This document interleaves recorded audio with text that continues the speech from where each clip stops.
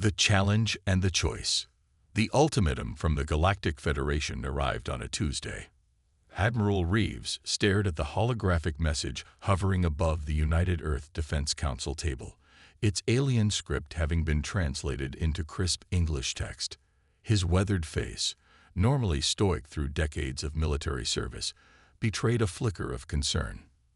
They want our most capable warrior to represent humanity in a series of trials, he summarized for the gathered leaders. The outcome will determine Earth's standing in the Federation and our access to interstellar trade routes. General Santos leaned forward, her dark eyes narrowing. This is clearly a test. They're assessing our combat capabilities before deciding whether we're worth negotiating with or worth conquering, added Director Lai of Intelligence, his voice quiet but carrying weight. The room fell silent as the implications settled over the council. Humanity had only discovered interstellar travel 30 years ago, and in that time, they'd learned they were far from the most advanced species in the galaxy. The Galactic Federation, a loose coalition of 17 spacefaring civilizations, had been observing Earth for decades before making contact. The message specifically mentions that the champion must exemplify humanity's greatest strengths, noted Dr. Abernathy, the Council's chief xenobiologist. It's worth noting that the Kiveri, who seem to be orchestrating this challenge, have a culture built around physical prowess and strategic thinking. Admiral Reeves nodded grimly. Then our choice is clear. We send Colonel Marcus Steele, Olympic decathlete before joining the military, decorated combat veteran, and now leads our elite stellar operations team. If anyone represents human physical capability, it's him. Most of the council murmured agreement, but in the back of the room, Dr. Maya Chen shifted uncomfortably in her seat. As the council's junior xenolinguist, she wasn't usually invited to high-level meetings, but she'd been called in to verify the translation of the alien message. With respect, Admiral, Maya said, her voice softer than she intended. I don't think that's what they're asking for. 20 pairs of eyes turned toward her. Maya swallowed hard, wishing she'd kept quiet. But it was too late now. Explain, ordered Admiral Reeves. Maya stood, her petite frame nearly disappearing behind the massive conference table. At 32, she was the youngest person in the room by at least a decade. Her straight black hair was pulled back in a functional ponytail, and her simple gray uniform lacked the decorations and insignias that adorned the others. The Kiverian phrase they used, Chtak Valara, doesn't translate exactly to most capable warrior. It's closer to one who embodies the essence of victory. In their cultural context, this isn't necessarily about physical strength. Dr. Chen specializes in Kiverian linguistics. Dr. Abernathy explained to the others. She's one of only 3 humans who can speak their language conversationally. Maya nodded gratefully. The Kiveri value unexpected solutions. Their mythology is filled with tales of smaller, seemingly weaker characters outwitting stronger opponents. When they say they want to test humanity's greatest strengths, I believe they're looking for what makes us unique among species, not just who can throw the hardest punch. General Santos frowned. What exactly are you suggesting, Dr. Chen? Maya took a deep breath. I'm suggesting that sending our strongest soldier might be exactly what they expect, and exactly what they're prepared to defeat. The Kiveri are physically superior to humans in almost every way. If we try to beat them at their own game, we'll fail. So what do we do instead? Asked Director Lai, looking genuinely curious. Maya hesitated, then spoke with more confidence than she felt. We send someone who represents humanity's true strengths. Adaptability, creativity, problem-solving. Someone who thinks differently. Admiral Reeves leaned back in his chair. And I suppose you have a candidate in mind. Maya met his gaze steadily. I do. 3 days later, Maya found herself being escorted through the corridors of United Earth's premier military training facility. Her stomach churned with anxiety as she followed the brisk pace of Colonel Steele himself. This is ridiculous, Steele muttered, not bothering to look at her. I've trained my entire life for missions like this. The council is making a grave mistake. Maya quickened her steps to keep up with his long stride. The council made their decision based on all available information. Colonel, information you provided. He shot back, finally glancing down at her with barely concealed disdain. No offense, Dr. Chen, but you're a linguist, not a strategist. You've never even been in combat, which is precisely why I might succeed where you would fail, Maya replied, surprising herself with her boldness. The Qi expect a warrior. They'll have prepared for every combat scenario imaginable. Steele stopped abruptly, turning to face her. His imposing height forced Maya to crane her neck to meet his eyes. And what exactly are you prepared for, Dr. Chen? Have you ever faced an opponent who could snap your spine with one hand? Maya swallowed hard. No, but I've spent 5 years studying their language, their culture, their way of thinking.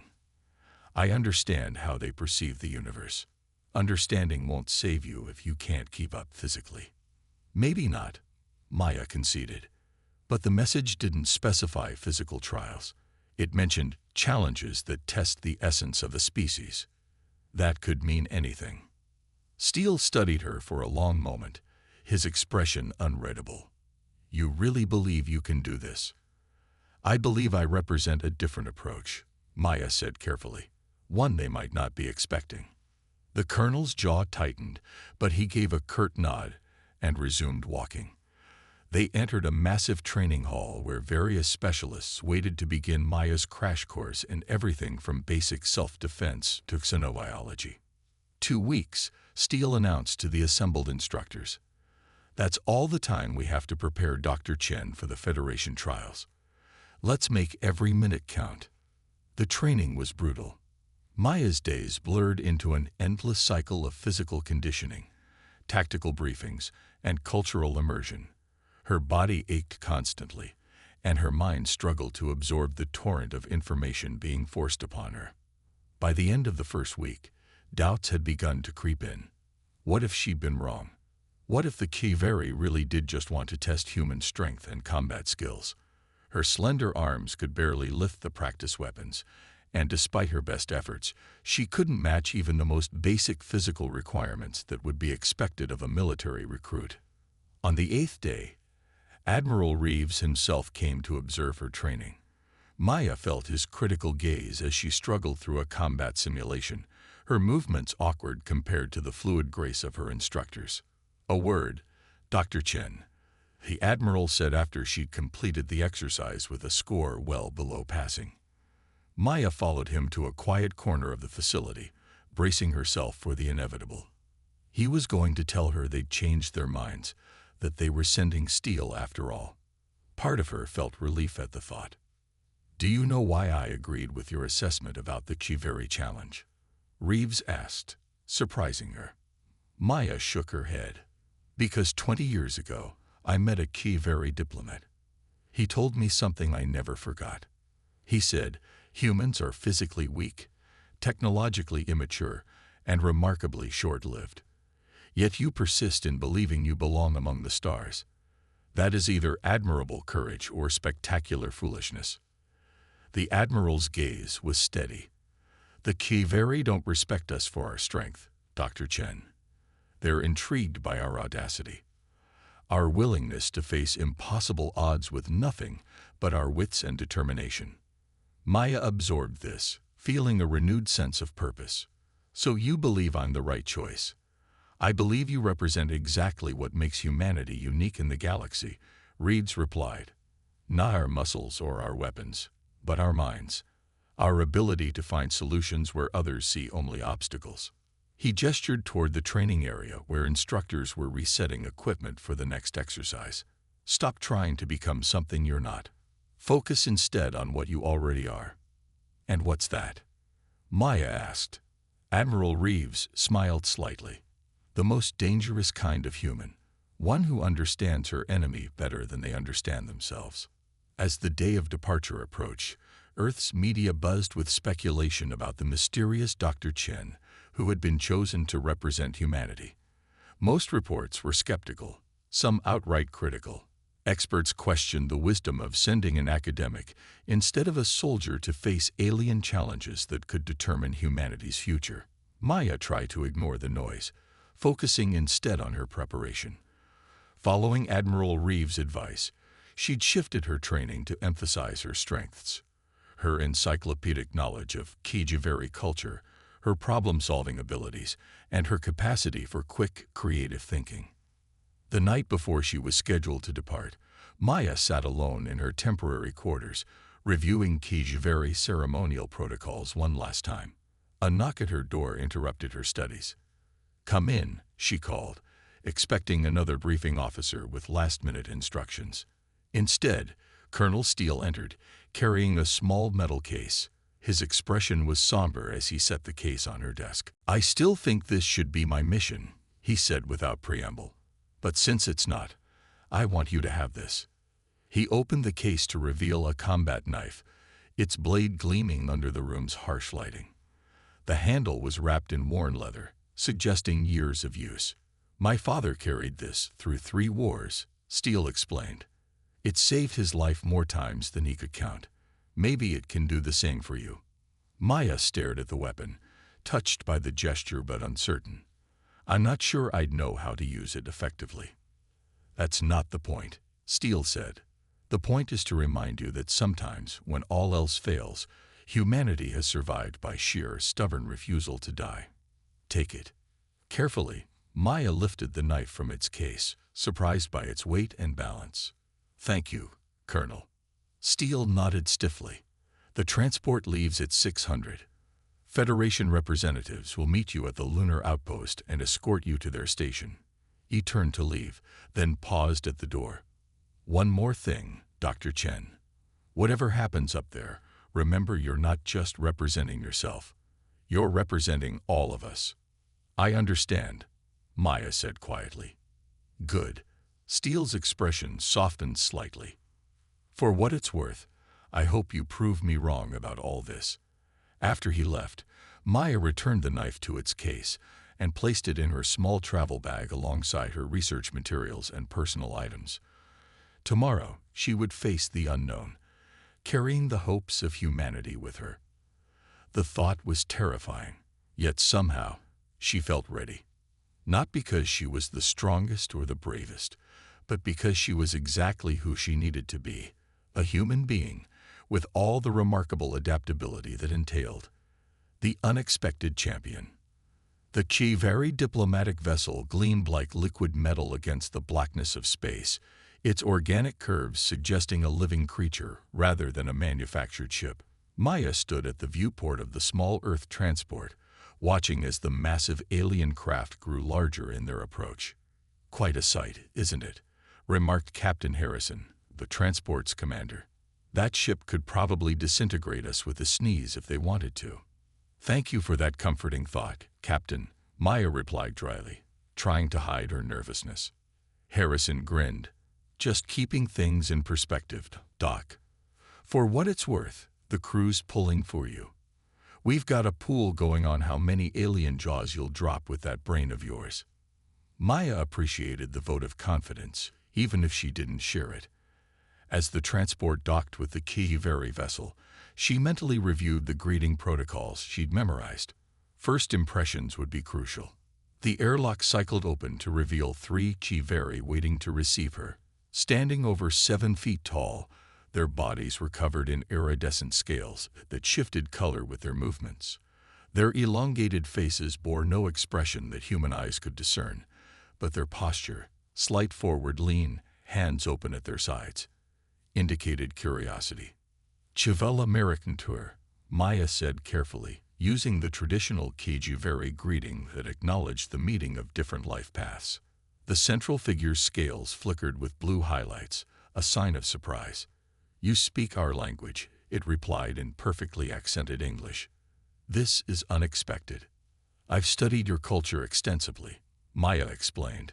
"I am Dr. Maya Chen, Earth's representative for the trials." The Kijiveri exchanged glances, their scales rippling with colors that Maya recognized as communication patterns. The central figure turned back to her. "I am Talvek, first adjudicator of the Federation Council. These are my associates who will observe the trials. It gestured to the others. We expected a more physically imposing representative. Maya smiled slightly. Humanity's strength takes many forms, adjudicator.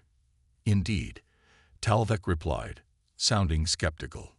Come, you will be shown to your quarters. The trials begin in 12 standard hours.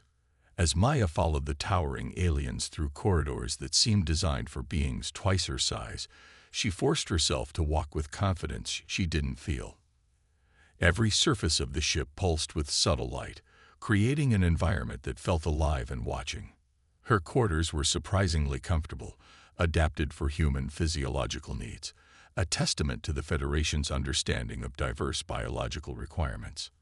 After settling in, Maya spent hours reviewing her notes and meditating to calm her mind, just as her instructors had taught her. A soft chime announced a visitor. When Maya opened the door, she found a Kiveri she hadn't met before, smaller than the others, but no less intimidating.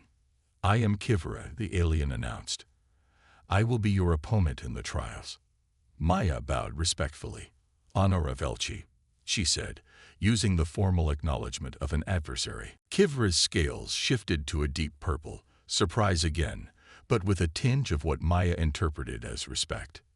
You are not what we expected, Kivera said bluntly. May I ask what you did expect?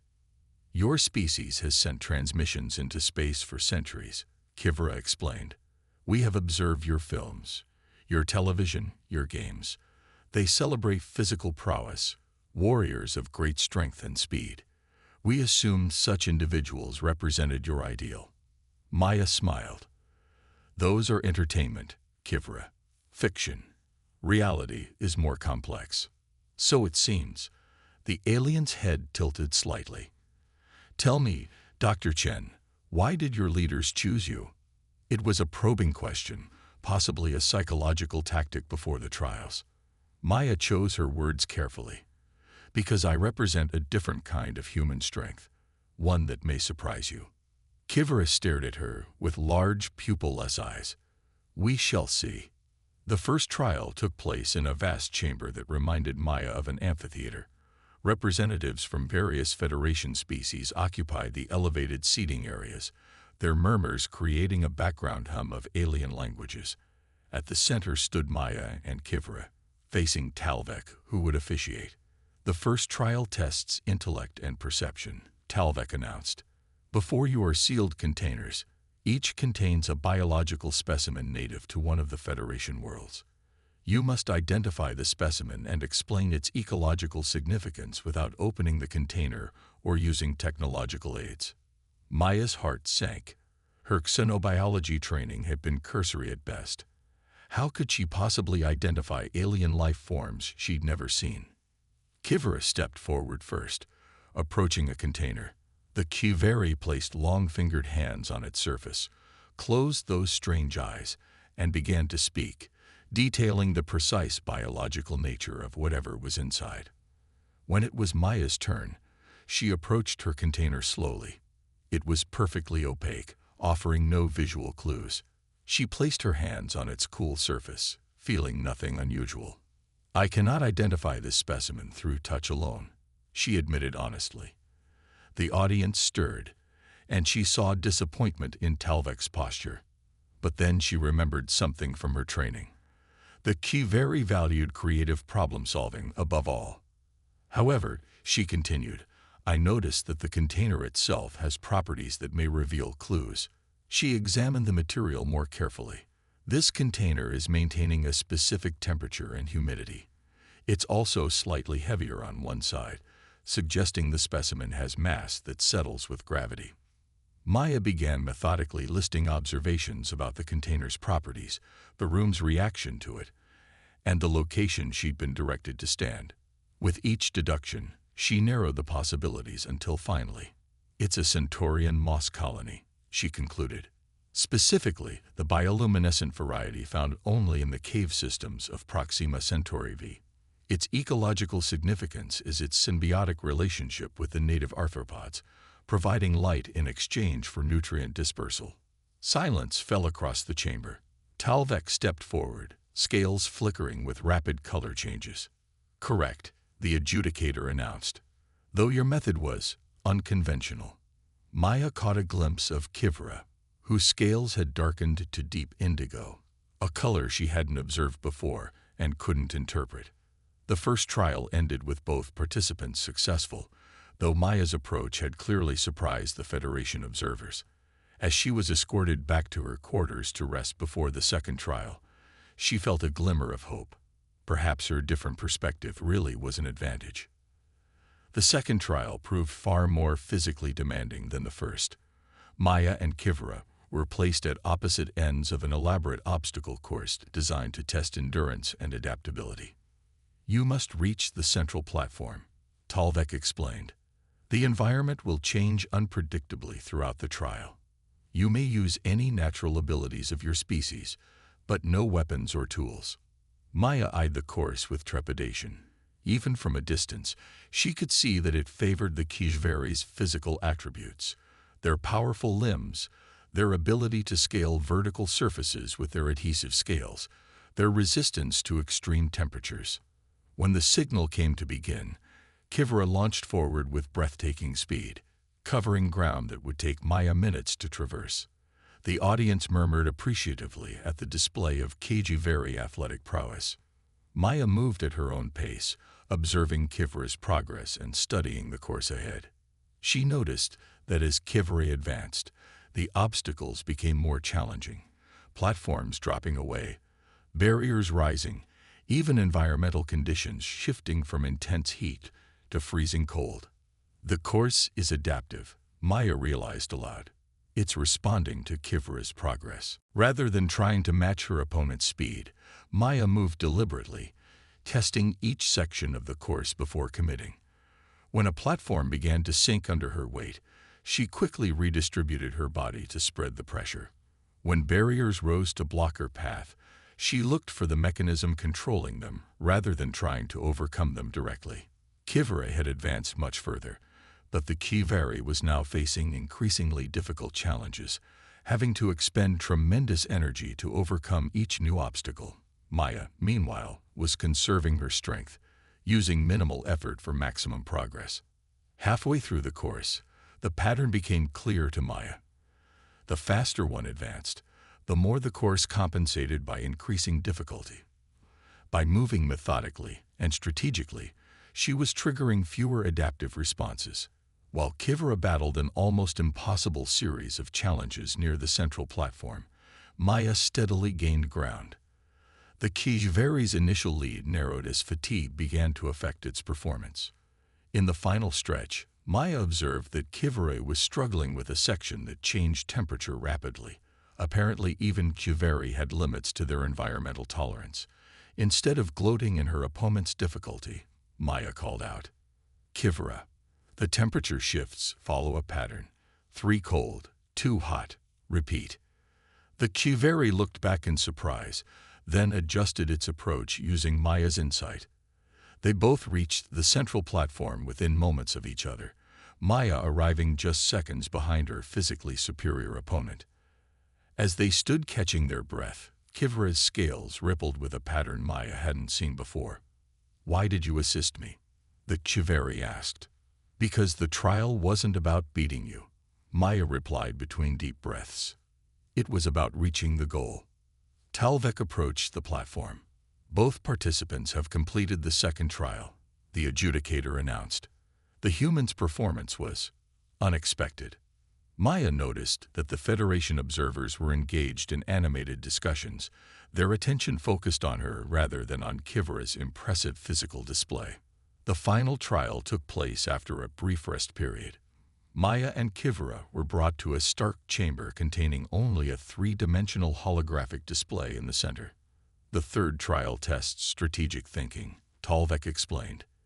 "You will engage in Korvac, the ancient game of conquest." Maya's heart sank. Korvac was notorious among xenologists, a game so complex that no human had ever mastered it. The rules alone took years to fully comprehend. involving multiple planes of reality and philosophical concepts unique to advanced spacefaring species. Kivra's scales rippled with confidence as they took position at the holographic interface. Maya approached more hesitantly, studying the intricate patterns of light that represented the game board. As challenged, the Kiveri moves first, Talvek announced. Kivra made an opening move that Maya didn't recognize from any of the limited study materials she'd reviewed. The holographic field shifted in response, creating new configurations of light and shadow. When it came to Maya's turn, she hesitated. She knew enough basic moves to participate, but had no grand strategy. Instead of trying to match Kivra's expertise, she decided on a different approach. "Before I move," Maya said, addressing Talvek, "I would like to clarify a point about Korvac. The game is meant to simulate conquest, correct? It simulates the balance of power across multiple dimensions of influence," Talvek confirmed. "And in real conquest, the goal is not the defeat of an opponent, but the successful establishment of one's own vision for the future." The adjudicator's scales flickered with interest. "That is one interpretation." Maya nodded and made her move, not attacking Kivra's position or defending her own territory, as traditional strategy would dictate, but creating an entirely new configuration in a previously neutral zone of the board. Kivra studied the move with visible confusion. The game continued, with the Kiveri making expertly calculated attacks, while Maya consistently chose unconventional approaches that sometimes sacrificed traditional advantages, but created unexpected patterns across the board. 20 moves in, something remarkable began to happen. The holographic display started generating new types of interactions that neither player had directly created, emergent properties arising from the unusual combination of their strategies. "What is happening?" one of the Federation observers asked. Talvek moved closer to the display, scales shifting rapidly. "The game is evolving beyond its programmed parameters. This is unprecedented." By the 30th move, it had become impossible to determine who was winning by traditional metrics. The board had transformed into a complex ecosystem of interacting forces that responded to each player's moves in increasingly unpredictable ways. "I believe we have reached an impasse," Kivra finally said, stepping back from the display. "Do you concede?" Talvek asked. The Kiveri scales rippled thoughtfully. "I cannot win by traditional means, but neither can Dr. Chen. We have created something that transcends the original game." Maya studied the beautiful complexity they had generated together. "Perhaps that is a form of victory in itself," she suggested. "Not conquest, but creation." Silence fell over the chamber as the Federation representatives conferred among themselves. Finally, Talvek approached the center of the room. "The trials are complete," the adjudicator announced. "We must deliberate on the outcome." Maya waited alone in her quarters for the Federation's decision. Hours passed with no word, increasing her anxiety. Had she failed? Had her unconventional approaches been interpreted as disrespect rather than innovation? Finally, the door chimed. When it opened, both Talvek and Kivra entered. "Dr. Maya Chen of Earth," Talvek began formally, "the Federation Council has reached its decision regarding the trials." Maya stood, bracing herself for the verdict. "In the history of Federation challenge trials, no species has approached the challenges as yours has," Talvek continued. "Where we expected strength, you showed restraint. Where we expected competition, you demonstrated cooperation. Where we expected adherence to established patterns, you created new possibilities." The adjudicator's scales shifted to a deep gold color that Maya had never seen before. "These qualities are rare in the galaxy. They suggest a species that may contribute unique perspectives to the greater community of civilizations." "Does that mean?" Maya began, hardly daring to hope. "It means," Kivra interjected, "that humanity has earned not merely the right to trade, but a formal invitation to begin the process of Federation membership." Maya felt a wave of dizzying relief. "Thank you," she managed to say. "Earth will be honored by this opportunity." "It is we who are honored," Talvek replied. "You have taught us something important, Dr. Chen. Strength manifests in more forms than we had recognized. Your species' ability to find unexpected solutions, to adapt rather than overpower, to create rather than conquer, these are strengths the Federation values." Kivara stepped forward. "I requested to deliver this news personally because I wish to acknowledge something. In our culture, we have a concept, Shivtul, the worthy adversary who improves you through challenge. You have been this for me. The feeling is mutual," Maya replied sincerely. 1 month later, Maya stood before the United Earth Defense Council again, this time as the hero who had secured humanity's future among the stars.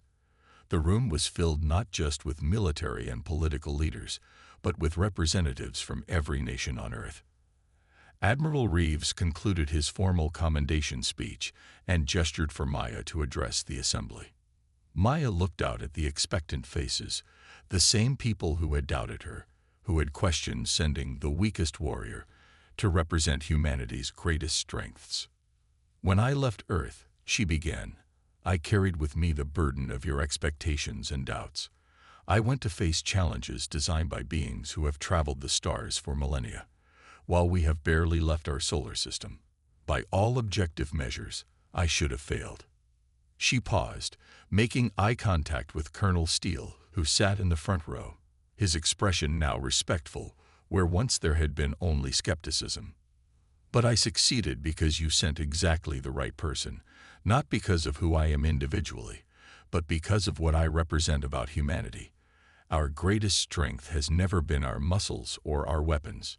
It's our adaptability, our creativity, our willingness to find connections where others see only conflict." Maya smiled as she delivered her final words. "The Federation didn't want our strongest warrior. They wanted to see our true nature. And in showing them that, in being authentically human, we found our place among the stars." The room erupted in applause, and as Maya looked out at her fellow humans celebrating this new chapter in their history, she knew that the real journey was just beginning.